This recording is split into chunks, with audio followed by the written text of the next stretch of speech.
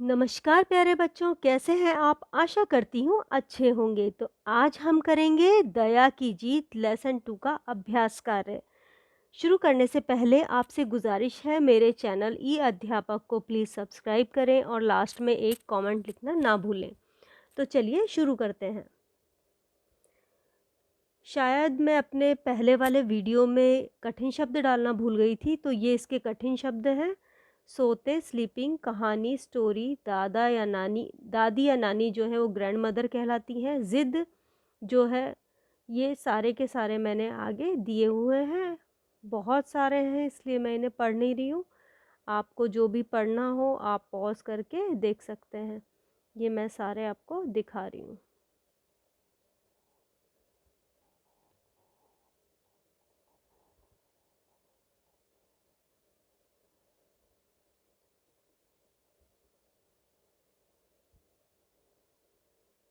ये आगे के हैं, क्योंकि मुझे बहुत सारे मिले और मुझे लगा कि यहाँ पर बहुत सारे लोगों को इनके मीनिंग्स नहीं आएंगे, आप इंग्लिश में आराम से पढ़ सकते हैं। मैंने सारे दिए हैं। इसके बाद हम अभ्यास कार्य को शुरू करेंगे। तो इस तरह से ये ख़त्म होता है।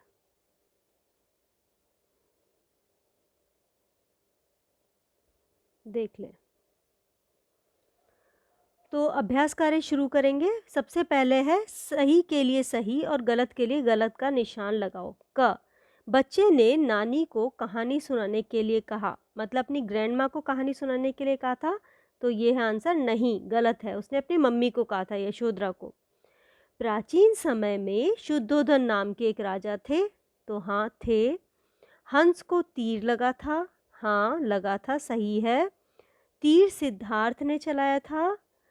तो तीर सिद्धार्थ ने नहीं, उसके चचेरे भाई देवदत्त ने चलाया था। तो ये गलत है। हंस, राजा ने हंस देवदत्त को दे दिया। तो ये गलत है। हंस किसे मिला था? सिद्धार्थ को मिला था, क्योंकि उसने उसकी रक्षा की थी। तो इस तरह से ये गलत है। अब हम आगे चलते हैं। ये दिए हुए हैं मौखिक प्रश्न। प्रश्न क, राजा शुद्धोधन की पत्नी का क्या नाम था? ख, राजा ने बच्चों के भविष्य को जानने के लिए किसे बुलाया? ग, सिद्धार्थ किसके साथ पढ़ता और खेलता था? घ, अंत में हंस किसको मिला? इसके मैं उत्तर आपको बताती हूँ। क का उत्तर है, राजा शुद्धोधन की पत्नी का नाम माया था। ख, राजा ने बच्चे का भविष्य जानने के लिए ज्योतिषी को बुलाया। अगला प्रश्न ग का आंसर है, सिद्धार्थ अपने चचेरे भाई के साथ खेलता और पढ़ता था। और घ कि हंस, अंत में हंस किसको मिला? उसका उत्तर है, अंत में हंस सिद्धार्थ को मिला। आगे आपको कुछ लिखित प्रश्न दिए गए हैं। पहले मैं सारे प्रश्न पढ़ूंगी, बाद में इसके उत्तर देखेंगे। राज ज्योतिषी ने बच्चे के विषय में क्या कहा? आप इसे स्किप ना करें, बच्चे को क्वेश्चन पढ़ना भी आना चाहिए, यानी प्रश्न किस तरह से पढ़ा जाता है। ख, सिद्धार्थ ने घायल हंस की देखभाल कैसे की?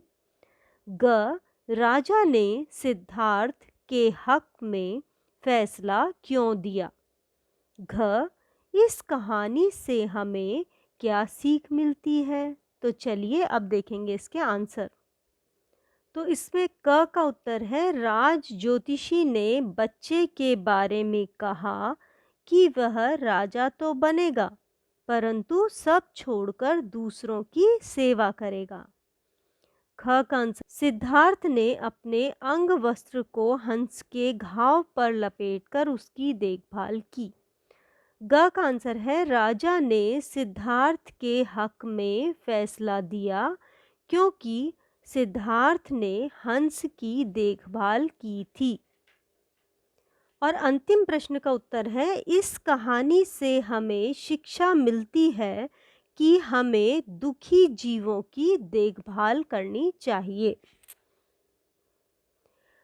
अब हम बढ़ते हैं, भाषा को समझाइए।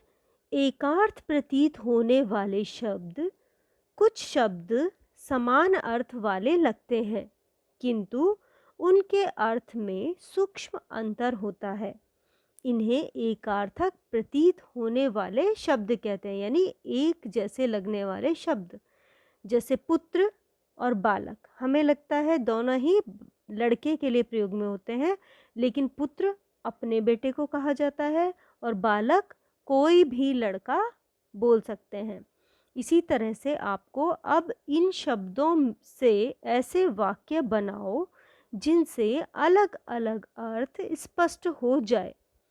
आपको इनके अब ऐसे सेंटेंस मेकिंग करना है जिससे आपको पता चल जाए कि दोनों अलग हैं। जैसे कृपा और दया, कृपा छोटों की सहायता करना होता है और दया किसी से सहानुभूति रखना, यानी किसी से भी। उसके बाद है लज्जा, दूसरों से लजाना, यानी कि हमें जब गिल्टी फील होता है या फिर हम शाय, दूसरों से जब हम शाय फील करते हैं वो लज्जा। ग्लानि गिल्टी को कहते हैं, अपने आप पर खेद करना। उपहास किसी की हंसी उड़ाना, परिहास हंसी विनोद करना। तो चलिए अब इनके वाक्य में प्रयोग देखिए।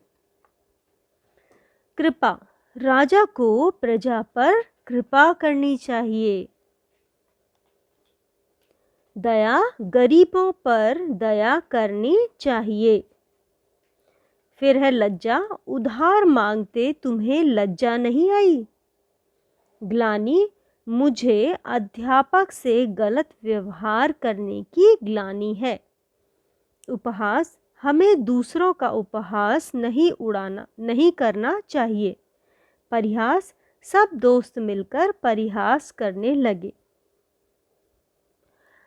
अब हम आगे बढ़ेंगे। तो ये है प्रश्न 2, दिए गए शब्दों को शब्दकोश के क्रम में लिखिए, यानी वर्णमाला के क्रमानुसार हमें लिखना है, जिस तरह से हमें शब्दकोश यानी डिक्शनरी में ये हमें मिलेंगे। तो इसके लिए आपको हिंदी की वर्णमाला जो है वो अच्छे से आनी चाहिए। हिंदी की वर्णमाला अ, आ, क, ख, ग ऐसे होता है, ऐसे इसी सीरियल में आपको लिखना है। इसमें फर्स्ट आएगा उपाय, सेकंड कोशिश, गमला, झूला, डलिया, थाली, दिन, पर्दा, मरहम, सुराही। अब अगला प्रश्न है, शब्दों का विपरीत अर्थ बताने वाले शब्दों को विलोम शब्द कहते हैं, या विपरीतार्थक शब्द या उल्टे शब्द। ये कोई भी वर्ड आ सकता है, जैसे जन्म का मृत्यु, जय का पराजय। आगे देखते हैं। तो ये है आपके विलोम शब्द, रक्षक का भक्षक, प्राचीन नवीन, राजा प्रजा, प्रसन्न अप्रसन्न, प्रश्न उत्तर, अधिकार अनाधिकार, सत्य असत्य, धर्म अधर्म। तो इस तरह से मैंने आपको बता दिए हैं ये विलोम शब्द। इसके आगे देखते हैं क्या है। अभी आपको रचनात्मक कार्य यानी एक्टिविटीज़ दी हुई हैं। पशु पक्षियों के चित्र व उनसे संबंधित जानकारियों के एल्बम बनाना है आपको। पशु पक्षियों को पालतू बनाना कितना सही या कितना गलत है, इस पर आपको डिबेट करनी है। वाद विवाद मतलब डिबेट का आयोजन करना है, तो आप अपने फ्रेंड्स के साथ कर सकते हैं। महात्मा बुद्ध की अन्य कहानियाँ पढ़ो, तो आपको स्टोरी बुक से पढ़नी है। जीवन कौशल लाइफ स्किल है। अगर आपको कोई घायल पक्षी मिले तो आप क्या करेंगे, अपने मित्रों से उसकी सहायता करने को कहेंगे, उसको परेशान करेंगे, उस पर कोई ध्यान नहीं देंगे, उसके जख्मों पर दवाई लगाकर उसे भोजन देंगे। जैसे आपको कोई कुत्ता कोई पक्षी इंजर्ड मिल जाता है तो आप इनमें से कौन सा करेंगे वो आप बताएं। इसी के साथ ये कार्य समाप्त होता है। आशा करती हूँ आपको पसंद आया होगा।